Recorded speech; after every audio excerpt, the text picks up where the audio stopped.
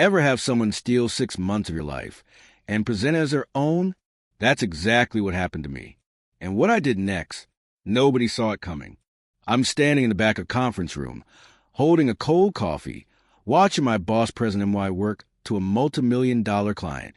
6 months of 12-hour days, skip weekends, stress headaches. All of it being pitched like Trevor and his team dreamed it up. My name is Jason Kane.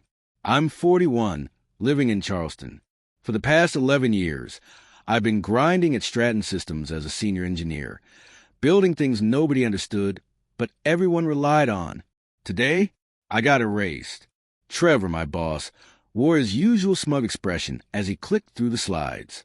Every word made me want to throw my coffee cup at the wall. And that's how our advanced routing platform reduces shipping delays by 39%. Trevor said, waving the remote like he was conducting an orchestra. Full integration, real-time optimization, predictive analytics. My system, every single feature, every algorithm. Mine, not mine like a team project. Mine like I built it from the ground up alone, after hours, bleeding into my keyboard at 3 a.m. There were 12 people from Stratton in that room. Not one looked at me. Any questions? Trevor said, clapping once like he'd just delivered a masterpiece. The client team nodded politely. One woman, sharp suit, laser-focused eyes, flipped through her folder calmly. Her name tag read Clare Chin, CEO, Pacific Freight Solutions. Everyone started clapping. That polite business applause that means, thanks for not wasting our time. Claire didn't clap. She kept reading. I backed further into the corner, trying not to let the humiliation show. I'd even dressed up today. Button-down shirt, clean shoes. For what? To watch Trevor steal my work in front of a $7.2 million client? The thing is, I knew this would happen. Knew it when Trevor suddenly got interested in my logistics model 2 months ago. Knew it when he asked for a few bullets for a presentation I never saw. Knew it when he told me the conference room was full and maybe I should just hang in the back. I told myself it didn't matter, that if they signed, it meant job security, maybe a bonus. But standing there, watching everyone pretend I didn't exist, something shifted. I wasn't just angry. I was done. Trevor closed his laptop. Any final thoughts? Claire finally looked up. Yes, she said, voice calm and precise. I have a question about how the system handles disruptions. Specifically, cascading failures at multiple distribution centers simultaneously. How does it predict and reroute under pressure? Trevor froze. So, did everyone else? I knew the answer.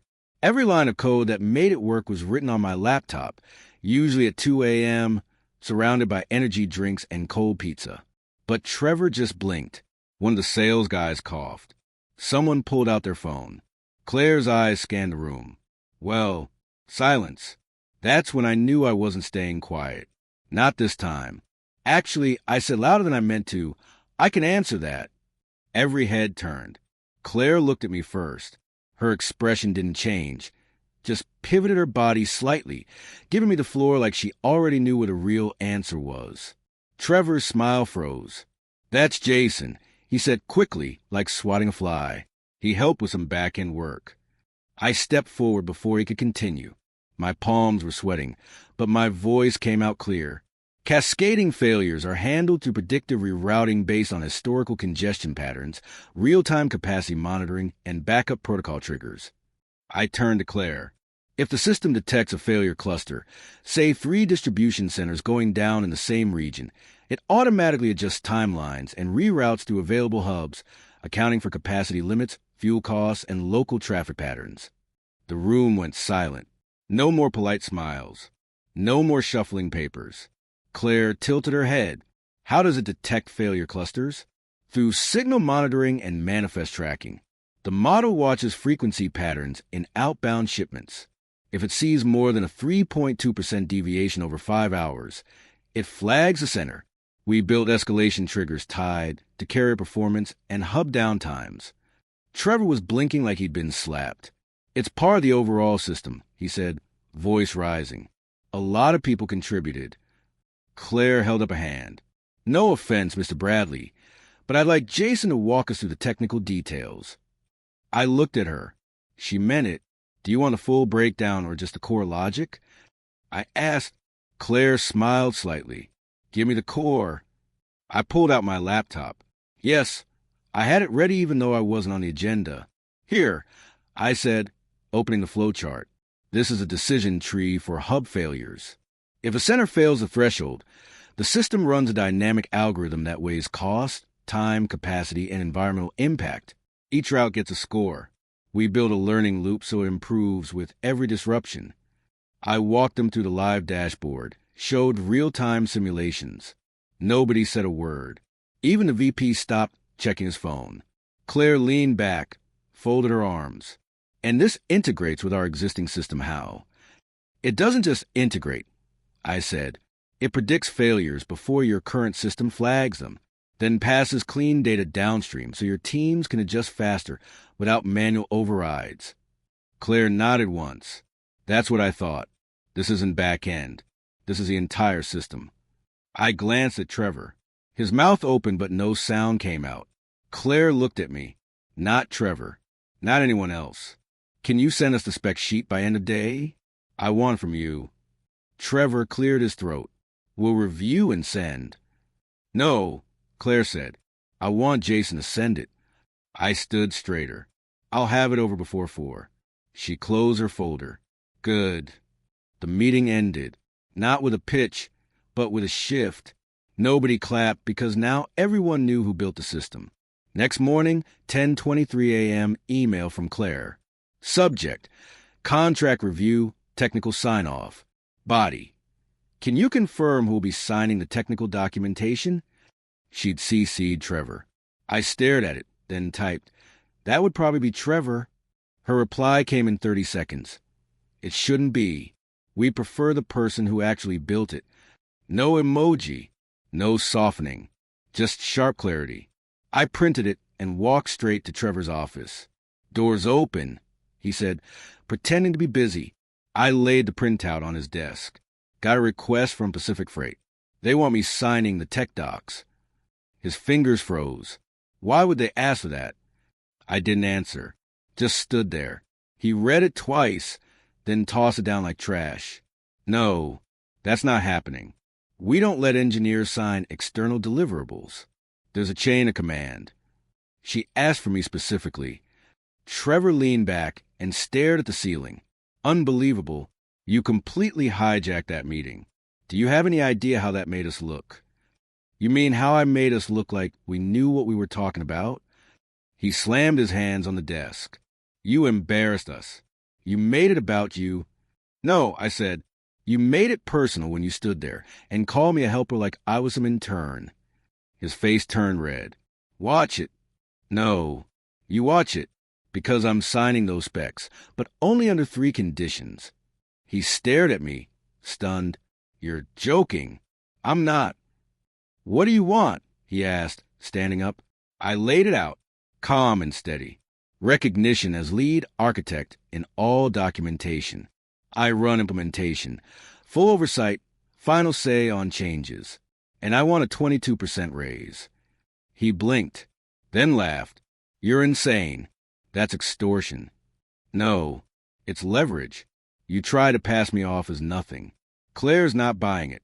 Neither am I. He paced like a caged animal. I should fire you right now. You could, I said. But if you do, I'm guessing Claire gets real curious about why the guy who built her system just vanished. He stopped pacing. The silence hung heavy. You think you got her ear now? He said finally, voice bitter.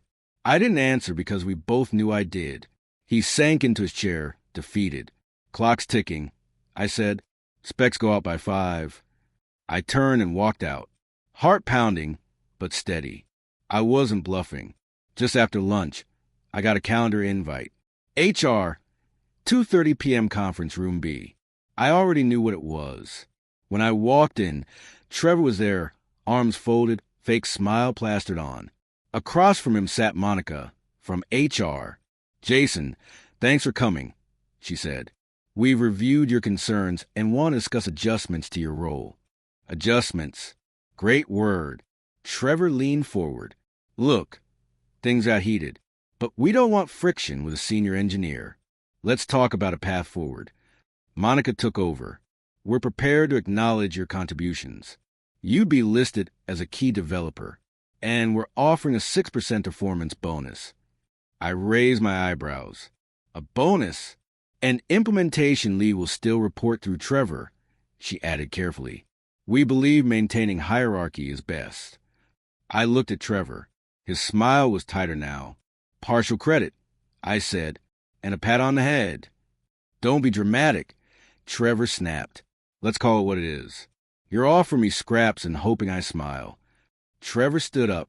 We're offering you a chance to be part of something bigger. That system exists because I built it, I said. Monica stayed even. Jason, let's be reasonable. We're offering meaningful recognition. I cut her off. You've got until 5. Lead architect title. Implementation control, 22% raise. Or I walk, and I'll make sure Claire knows why. That sounds like a threat, Monica said flatly. It's not. It's a reminder. I'm not bluffing, and I'm not asking again. Trevor was red-faced. You think Claire cares about you once the deal's signed? I think she cares about systems that don't fail. The room went quiet. I stood and headed for the door. Trevor's voice stopped me. You walk out, we assume you're resigning. I paused, turned slightly. Assume whatever helps you sleep. I walked out, didn't look back. In the hallway, my chest tightened. Not anger. Fear. The kind that shoots down your arms. I ducked into the restroom and locked the stall. My legs were shaking. Stayed there for 10 minutes, just breathing, but underneath the fear was something else. Something steady. I wasn't afraid of them anymore. At 4:51 p.m., Monica appeared at my desk. No tablet this time, just a manila envelope. Here's the revised offer. I opened it. Full title, Lead Systems Architect, Implementation Authority, 19% raise. Not 22, but close. Trevor signed off. I asked. He approved it, but didn't want to deliver it himself. Shocking. Keep things professional, she said quietly.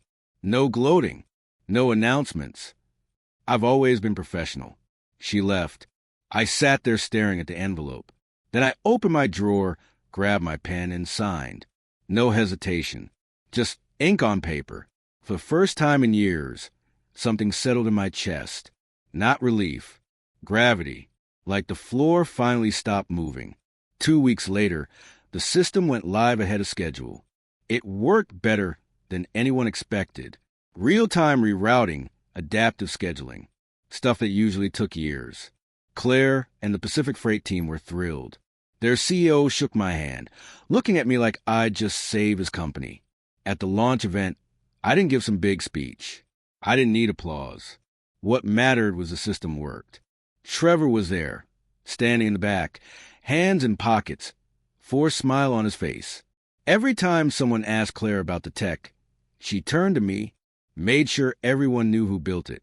That night, I went home and opened a bottle of scotch I'd been saving. Next morning, I typed my 2-week notice. Sent it without hesitation. I packed my things quietly, didn't say goodbye. Not to Trevor, not to the people who pretended my work didn't matter. I left Stratton with my head high.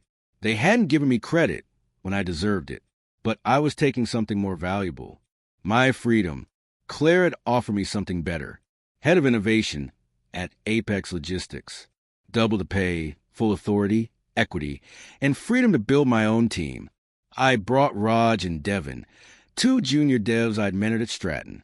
People who were hungry, talented, and loyal. We built something real. A culture of respect. No red tape. No stolen credit. Within months, we landed our first major client. Then another. Word spread. Talent came to us. Stratton lost contracts. Their system, my old design, couldn't compete. I smiled when I heard. Not because I enjoyed their struggle, but because it was proof. Validation. 2 years later, I stood at the Supply Chain Innovation Summit as a keynote speaker. The room was packed with executives and engineers. As I presented, I spotted a familiar face in the back row. Trevor, older, grayer, uncomfortable. I finished my talk and gave him a small nod. He didn't return it, just stared at his lap. After, a young engineer approached me, nervous but determined. "You're Jason Kane, right? I heard you used to work at Stratton. They're stealing my work. What do I do?" I handed him my card. "You start by knowing you're not crazy. Then you stop letting them get away with it." His eyes widened. "I don't know if I can." "You can," I said. "You just need to start. Trust me. They'll fold once they realize you're not backing down." He nodded, shoulders straightening. I turned back, caught Trevor's eye one more time. He was staring at the floor, avoiding the truth that I'd built something real, something lasting, something that wasn't going away. Later, I got a text from an old contact. "Helios wants to talk. They're looking for a VP." I smiled at the irony. 5 years too late. But I had the power to choose now. The real victory wasn't outsmarting Trevor. It was making sure people like him couldn't thrive anymore. That was the legacy I was building. The world had changed. And I wasn't just part of it. I was shaping it. Thanks for watching.